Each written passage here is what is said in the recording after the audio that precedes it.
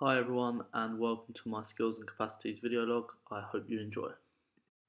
So what is the difference between a skill and a capacity? Let's start with skills. Skills are proficiency and techniques that are built and acquired and developed through lengthened training and exposure to performing a specific task. They require the desired and correct formation of attractor wells and a cognitive understanding of the task, as well as the ability to use the capacities that are available. So this leads us on nicely to capacities.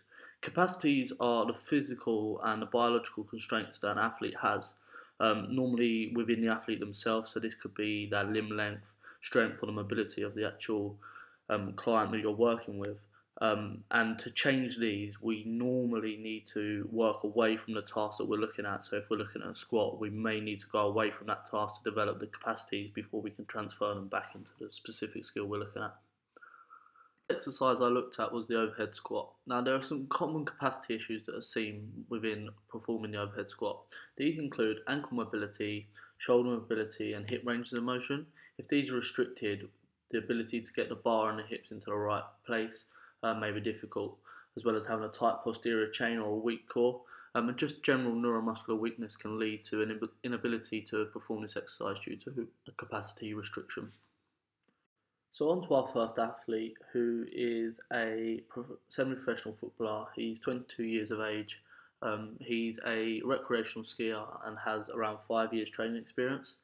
One of the things we see is he's 9 months post ACL reconstruction, which occurred after a skiing accident.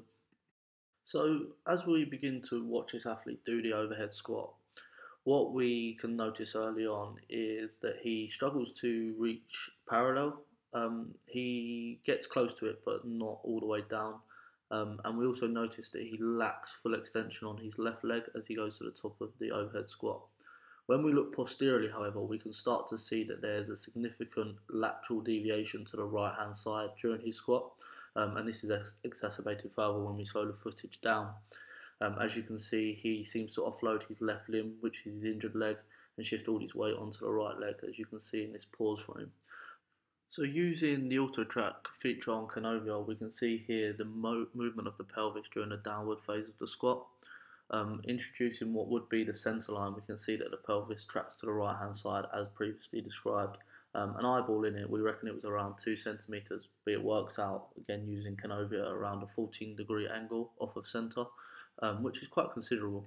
To begin our assessment of whether this was skill capacity, we looked at a back squat to see if he exhibited the same movement pattern, and as we can see from this free frame from Canovia, he does, again with a lateral deviation to the right hand side. So to assess some of the capacity restrictions we think might be going on, we first looked at a knee-to-wall test to assess ankle dorsiflexion. As the footage showed, and as we found, he shows about a 3 centimetre restriction on his left hand side, which again will restrict his ability to get into that central squat pattern, and will shift some of his weight onto the right hand side where he can absorb more ankle dorsiflexion and translate the shin further forward. We then assessed strength, so we looked at knee extension strength and leg press strength, and both of these presented a significant weakness in the left hand side, and this will translate to an inability to push the weight in the lift up, so hence why he shifts his weight onto the right hand side where he's got more strength and capacity to deal with the weight issues. So now moving on to look at some of the common skill issues. We tend to find that novice athletes struggle with stability and control in the lift. This tends to lead them to speed up the lift, moving quite quickly through the concentric and eccentric phase. The bar seems to translate forward, anterior of the base of support, and they have an inability to sit the hips between the thighs. So moving on to athlete 2, who is a 15-year-old academy footballer.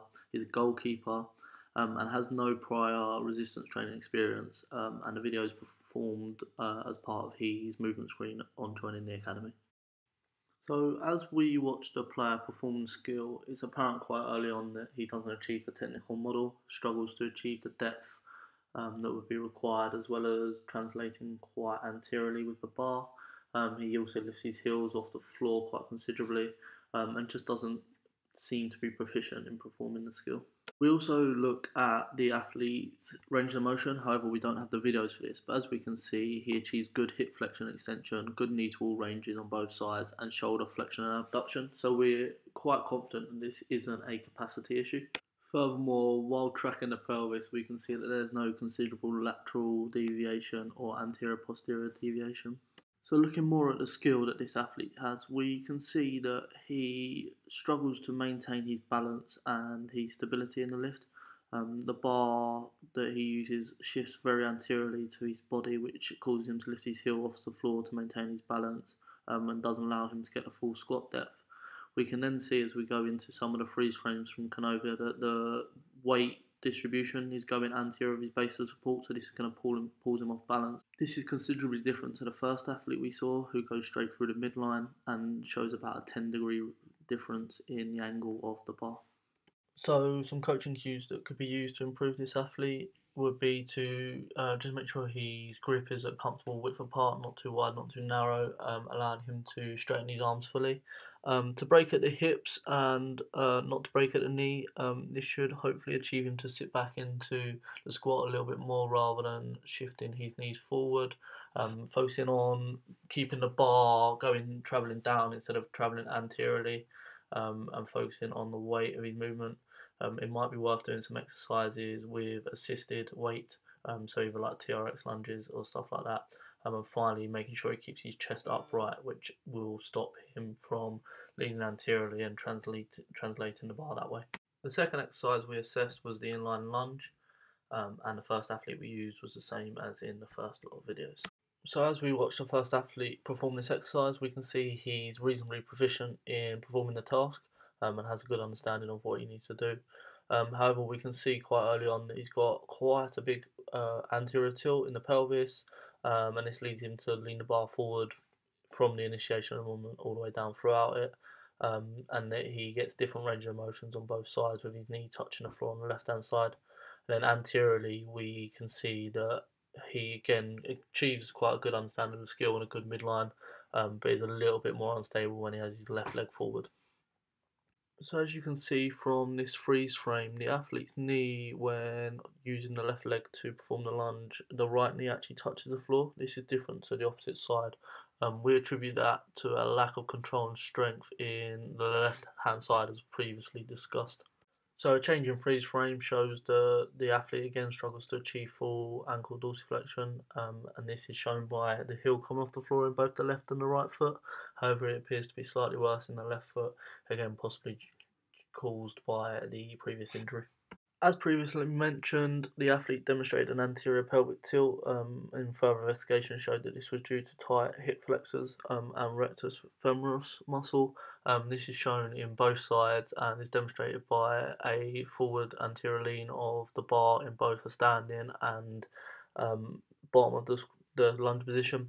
As I said, this is on both sides, and this is just going to cause the pelvis to pull the trunk into a anterior position, getting a forward lean, unable to execute the skill properly, again showing a capacity issue. So again, our second athlete is an academy footballer, 15 years old, same athlete, and presents with a skill issue. So as we see the second athlete undertaking the inline lunge, we can see quite clearly that he struggles to achieve the technical model. His heel comes off the floor. He struggles to maintain his balance and stability with the pole, and his shoulders deviating from side to side. He also just doesn't look comfortable. However, what we do notice, which is quite nice, is that he manages to maintain an upright spine, and does get good range through his hips and gets his knee down to the bottom of the lunge. So again, just a reminder, this athlete achieves good range of motion, including internal and external shoulder rotation. So knowing this and then looking at a few of the clips, we're clear to see that this is a skill issue. The ability to keep the heel on the floor and the toe coming off the floor as well, suggesting an ability to control his balance. And this is shown furthermore by a deviation in the midline, from the bar shifting out towards one side or the other. We do, however, see the athlete's ability to maintain an upright posture during this movement, which is a good aspect of his skill. So to summarise quickly, Athlete 1 shows good understanding of skill but significant mobility and strength restrictions, whereas Athlete 2 is a novice athlete with good mobility and symmetrical strength but doesn't understand the skills and has an ability to control his movements.